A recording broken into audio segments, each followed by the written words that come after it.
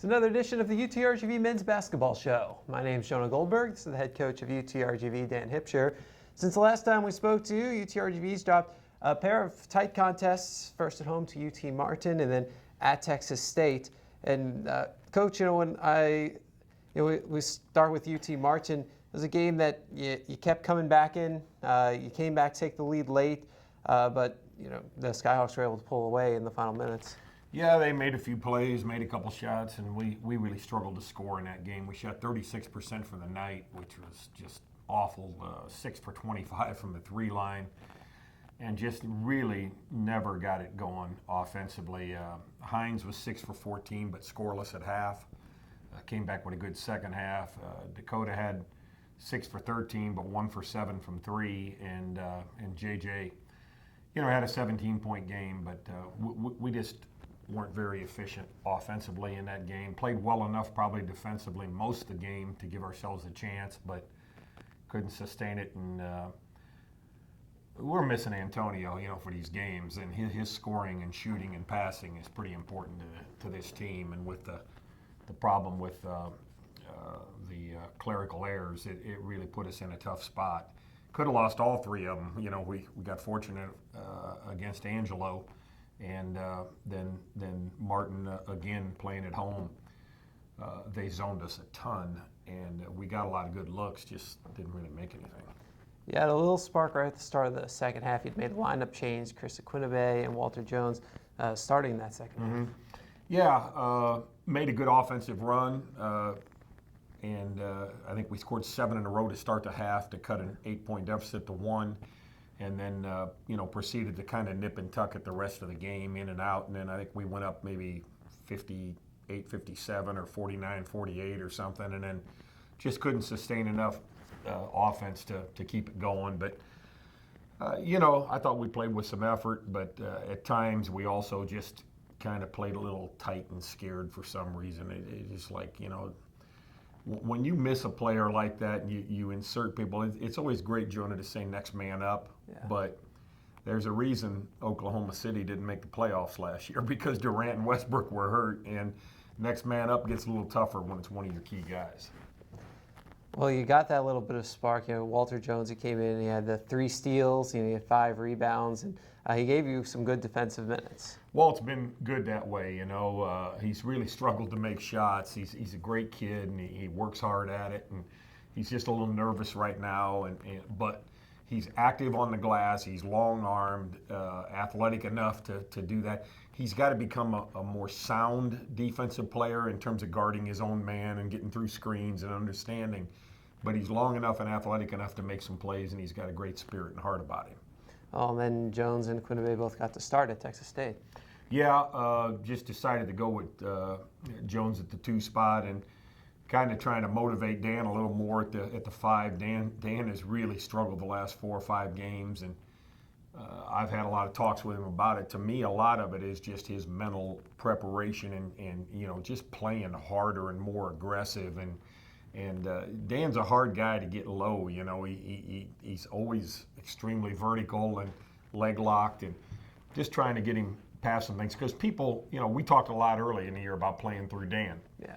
And people have now, they're not going to let us play through Dan. And if we do, they're going to make it hard on Dan. And Dan's got to learn to make it hard back. But again, he's just a sophomore and hopefully improving. Yeah, you had a few different folks playing at that 5 spot at Texas State. Dan and Chris, and then of course Adonis or Big. We got 20 minutes of action out there too. Yeah, he again. Dan came back. Chris really had a rough start to the game. He missed 2 shots and gave up 6 points in the first 4 possessions. So, again, next man up sometimes. Who knows? But he had opportunity and probably a little nervous, a little scared, and didn't take advantage of it. So Dan came in. Dan played pretty well, and then got in foul trouble again. And then Adonis came in and really did a pretty good job. Adonis was 3 for 3 from the field, rebounded the ball, blocked a couple shots. Adonis, again, you just get in these times where you need it. And I think we were tied 50 all with 6-7 minutes left, and he missed an assignment on an out-of-bounds play and gave up a layup. But, never with Adonis is it necessarily that coming from his work ethic. He's a hard-working kid, and he's just got to clean some things up mentally. You know, it's funny when I stare at the Texas State box score, you know, you outdid Texas State in a lot of areas. You know, you both shot 50%. You had more threes, more free throws, more rebounds than they did. Yeah, we did.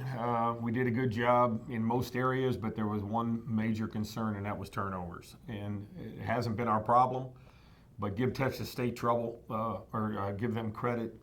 They give you a lot of trouble with ball pressure. They're very athletic, very strong, very tough, and they were finally full man. Their best player is a kid named Gant, the center inside, and he had missed 2 games and been out for half of other games with hamstring problems. But they were full load the other day and played well in there. Again, they're a defensive presence to play against, but, you know, I was happy to see us shoot the ball the way we did against them, but we just had way too many silly turnovers. 6 of those turnovers were offensive fouls, 5 illegal screens and a charge. Whoa. So, but, you know, I've told the kids, when you go on the road, you're going to have to be prepared that those kind of things are going to happen. That edge of calls is going to go against you a little bit. You got to be able to play above it and through it. You know, I was impressed by how you were able to shoot the ball in that game, because I've always thought Texas State's a really tough place to have to shoot, because you got the wall on one side, and on the other side you're actually facing fans. Yeah, it's really a kind of a different building, but I was impressed with the place. You know, San Marcos, nice area, nice town. We kind of stayed out near that beautiful outlet area there. It's nice, and the campus was pretty. But yeah, it is a different environment to shoot the basketball in. But we shot it pretty well, and you know, knock on wood, Dakota got into making a few there, and hopefully he can get on a streak now for us and shoot the ball the way we all know we can. Well, you come home from that and you get a few days. You get to actually decompress the entire week off before heading to Utah State. You know, it gives the kids a chance to take their finals, and you know, you a chance to even get a little break before preparing for the next games. Well, you try to and get prepared. We got 3 games in 3 days coming up, so you're trying to get a look at a little bit of everybody, so you're prepared. But you know, it's kind of a time to reevaluate and do film work on your team. We've shown them some film and gave them days off. We're going to have some individual workouts this afternoon and then get back at it tomorrow. We don't have any finals on Friday. We'll travel Saturday, practice out there Sunday, and then play Monday, Tuesday, Wednesday. So again, with this late into our term, it kind of jammed us right up into Christmas, and we really don't get back until the 23rd, I believe it is, something like that. So pretty late, but and then back at it again right after Christmas. But kids are improving. You know, I keep telling them, keep your head up. When we get full man here, we'll add Odd at midterm, Elmore, another shooting guard, and you know, just try to stay focused and moving forward, because you know, when you're undermanned, it makes it difficult on everybody, because it puts a lot of pressure on guys who necessarily aren't ready for that amount of pressure.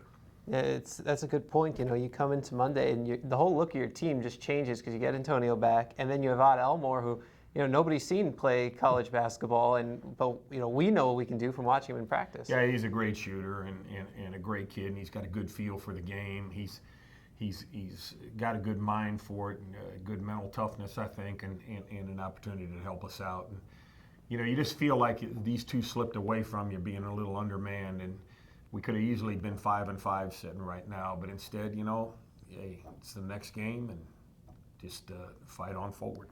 One other newcomer on the team, it's your 3rd Rwandan. I think you've cornered the market on Division I Rwandans. I think you might have them all. Rafiki Mohammed, he got his first minute of action the other day. I know he still probably needs to get his way into game shape, but what can he bring? He's athletic, great kid, great spirit about him. Again, we don't know yet, because, you know, he hasn't practiced a ton, but Rafiki is a kid who came over here with Dan and those guys and went to school. He's here as a walk-on, great student, great kid, great work ethic, but really bouncy and athletic, but has a long way to go in terms of feel and the basketball and all that. But wonderful kid to be around, great kid to have around the team, and glad to see him. 3.5 student and good person.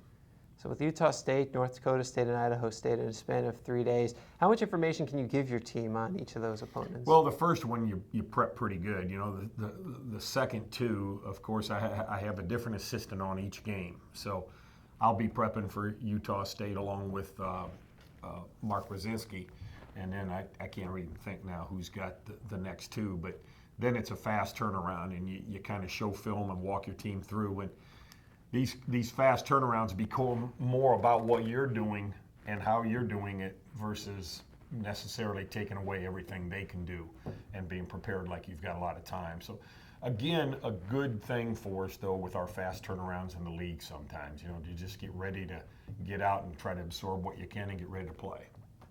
Well, UTRGV's at a tournament at Utah State. They take on Utah State, North Dakota State, and Idaho State. Then a few days off before heading to UTEP on the 29th, and then back home January 2nd against Our Lady of the Lake. We'll speak to you again a little bit after that game as we'll let the show take a winter break as well. He's Dan Hipsher. He's the head coach of the UTRGV men's basketball team. My name's Jonah Goldberg. We'll see you soon on GoUTRGV.com.